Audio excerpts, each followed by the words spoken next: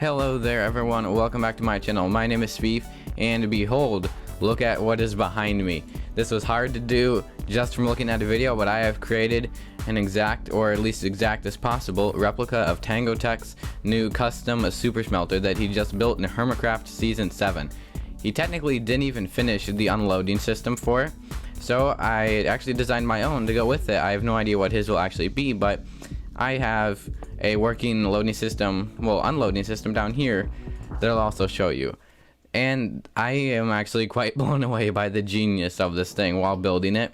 It is so good, and I think it's going to be so effective. The one downside to it, aside from all the resources, is how much bamboo it needs. It needs a ridiculous amount of bamboo to fuel every furnace in this, because there's hundreds of furnaces in this thing. Basically, it's 17 modules on each side, so that's a total of like 34 modules, I think. I hope that's the correct math, but and each module has 10 furnaces with a lot of hoppers and rails to go with it. And I'm gonna be showing you how to build this in case you want to build it yourself, because I thought it would be really cool to build. I just built a super smelter on my SMP server for 1.16, and this absolutely dwarfs it now, and now I really want to build this thing. But I just thought it'd be cool to share with you guys in case anyone wants to know how to build this for yourself. He may do a tutorial at some point, which you should probably go watch instead of this, but for now, if you want to build it, you can watch this video. And I don't know, like I said, the unloading system is my own design, but it works pretty well. And so I think I'll start off with the actual features of this thing. So right here is where all the items that you want to get smelted come down into the system. You just drop them onto that pressure plate. And this minecart goes out and goes down the line, putting exactly 10 items in each one of these minecarts with hoppers, so that exactly one item ends up in each furnace to be smelted. And then we have the actual bamboo loading system, which is, it's not that complicated. It involves more rails and more minecarts with hoppers. Basically, there is just a thing here where there's bamboo in the chest, and it's actually being taken out right now, and it just runs along the top of a track here with some hoppers facing into a double chest. There's a double chest for every single module, every single smelting module. And if you want to distribute more bamboo out of these chests and into the system, all you have to do is flick this lever here, and it sends out all of the mine carts in a big wave, and they just keep going back and forth until you turn that off. So it's pretty simple. It's manually activated to refill it. And this is just a mirror on that side. And the unloading system is not, I don't think he's actually built one yet, not for his episode. And so I had to come up with a very small clock system, and I ended up just using an observer clock that powers these droppers. And then since it's very, very loud and annoying when it's firing, I added a system that means, well, that makes it so you can just toggle it on. So like that, it is completely on, and then if you toggle this, it is then off, so you don't have to listen to that constantly. And it's just got repeaters running down the length of this thingy. It's the same over here, and I actually made a water stream that's pretty cool. It has a glass panes in the middle of it so that the items perfectly fall down just this little gap here. They don't go any farther. They would normally, if it weren't for that, they would get shot over to the other side and not go anywhere, and they don't get stuck on anything. So oops, game mode creative. If I put something in here and turn that on, you'll see that it just goes perfectly right down. It may look like with the animation that it's getting stuck, but it's actually not. It never actually gets stuck.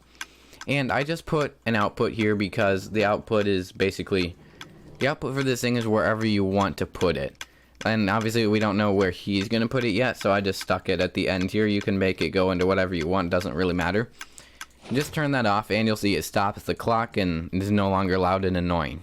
If we come over here and we start off, this is one full module. It is a dropper with an additional 10 hoppers on the back of that. How many is that? I wasn't counting, I was talking. That's 7, 8, 9, 10. So that's 10 hoppers all feeding into each other, all feeding into this dropper. And then it has furnaces on top of every single one of these hoppers here. Then we need 2 blocks on top of this dropper. Doesn't have to be iron, that's just what I chose because it looks cool. And then we actually have to put on more hoppers on top of this here. And then on the back, we have to put in even more hoppers, an additional 10 feeding into the back of all of these furnaces. And at that point, you're going to need to have back here a block like that blocking the end of the track, because you're going to lay some powered rails, and it has to be powered rails for this part to make sure that it goes as fast as it can to distribute everything evenly. And then if we come over here, we actually need to extend the rail out like that. And then we put a block there, and then we run more rails down here. And now not all of these have to be powered, because it doesn't have to be quite exact with the bamboo distribution in it. And so I just use powered rails because it's creative mode, but if you're short on gold, you don't necessarily need to. Then we need a redstone block on top of that right there, and you'll notice that it powers both of these rails except for the final two here. Because then we need another redstone block on top of that block right there, and it will power those rails. And now we actually need the loading system for the minecart with hopper, which is, how did I even build this? This is very complicated. It's alright, so then what you do is, this block right here is technically the midpoint of the entire furnace array. This is the middle block that is in the center of both arrays all the way down. And what you're going to want to do is you're going to need to make it so that that rail is sloped upward by just putting more rails like on that side and then breaking that block. That is what you need to do for that. And the midpoint of this is basically just alternating powered rails facing either this way or this way, going down the whole thing. If you look over here, you'll see that it is literally just different angles of powered rails all the way down with the hopper minecarts on top. Then you're going to want to take some more iron blocks, and you're going to need to build a little, I guess you could say, just area around this thing like this. It's basically additional 5 blocks. And right here you're going to need to put a fence gate. Doesn't have to be oak. That's just what I used. And that is what holds back the minecart with hoppers. You can see if we put that there, it cannot go out. But if you open that and then close it again, it will go to the end and it will go back up and get stuck there where it can't move and anywhere else. So the way this is built, it's staggered basically 1 block apart. Each module will be determined by the droppers. That's staggered 1 block apart, and it's 3 blocks wide. So the front of this thing is built like this. So there are never any droppers that actually face into each other. It's always just sort of like a dropper would face into a gap where there's no other droppers. And the left side is always going to be 1 block farther forward than the right side here. Which means that you would have to have technically, you're going to have blocks like this for this minecart system on this side. And at that point, you need to put a slab on top of that right there on the midpoint of the whole thing, where you're going to need to run more minecart rails. And once again, it does have to be powered rails so that it can go at the maximum speed for maximum distribution. And that's basically 1 full module minus the loading system for the bamboo, which is what we need to put in now. So I believe it comes out another block. I think we go like that. And then, yes, that looks like how I built that. Oops. And let's just make sure. We don't want to build this incorrectly. Okay, yeah, I do remember how to build that. Good. At that point, we need to put a block like this. And then you need to run blocks also on the bottom of that, like so. And the way that you power this whole thing is that you have repeaters facing into blocks so that the blocks get powered, and then power the rail like that so that you can toggle when the minecarts go versus when they don't go. And then we have to put a double chest like this above these rails. And facing into the double chest back here, you need to put a hopper. And above that hopper, you need to run rails. And if this is the first module, once again, you're going to want to have it's a detector rail right here. And you would not have this on any other module, but as you can see here, just at the first module, it's a detector rail instead of just more powered or normal rails. And I may as well show you how to build the actual loading system for this bamboo right here, because it is on the first module technically, which means that, how did this go again? How is it? Oh, right, it's just, this is actually activated by this detector rail, which makes it automatically get sent back out after a short delay where it can load some items. So if we put And so if we put a little thing with the repeaters that face in this direction set to the max tick setting, it will actually, this minecart, when it goes in this direction, it will trigger this and actually get sent back out after a short delay, which is helpful for just loading some bamboo at a time. Then we need to put some chests up here, and to actually start the thing, you do kind of have to have a lever here where you can toggle that. So just have that in there. It makes it so you can start the whole process, and then at that point it's self-sustaining after just one toggle. So you could get rid of the lever at that point. Okay, here's the other side, or at least what it would look like, and this will give you an example of how you actually sort of join two modules together. And they're literally just like, there's nothing specific that connects them, just the way they're built means they automatically connect in terms of stuff back here on this side and then stuff in the middle. So as you can see, it's just literally tiled minecarts just on angles alternating down the line. And we need the rails back up here. And also to demonstrate this, as you can see, if we do that, both of these get sent out, but it is slightly different time. And if you turn that off, they will actually just go back up and stay there. Obviously, if you open these gates, the hopper minecarts will come out and then they'll come back in and get stuck again. So that's basically how you build the individual modules, and you have to have 17 on each side going all the way down. So as you can see here, surrounding the track, we have iron blocks. And the way that this is built is you come out one additional block, just like as a slab from where the first module technically ends. Let's just make sure. Yeah, you come out one block from this, and then you need to switch. I mean, you don't. It doesn't have to be a slab, but just for the sake, it's easier to see that. You're gonna want to put a normal rail over that. You're gonna need to extend that and build up a little just archway like that, and run redstone over it.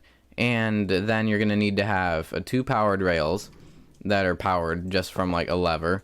You're gonna need then a detector rail, and then you're gonna need another powered rail. Let's see, another powered rail, and then yeah, then it's another detector rail. All right, oops, nope, I broke that. Ignore that. Just like that there. So that's the rail that you want to have coming out. You're gonna need then to build a little just sort of circular circuit thingy for the repeaters. You're gonna want to have a repeater here set to the max ticks. You're gonna need two more repeaters here set to max tick settings, and then final repeater just set to the 1 tick setting. You don't need to do anything with that. Just verify that that is all correct. Yes, it is. Excellent. And then we're gonna need to have some other stuff up here. You're gonna want to put a block here and a block here, and put redstone dust on top of both of those blocks. Then I believe we need to put, yes, we need to put the fence gate on the side of that, like that. There we go. Then we need 2 blocks up here, and then we just have to run this around like that, and we have ourselves a repeater here set to the max tick setting. Then we need to put a slab here. It has to be slab, and then just put a wooden pressure plate. And this is obviously then the activation system and the collection area for where stuff can pick up, and you'll see that it triggers this to open after a brief period of time.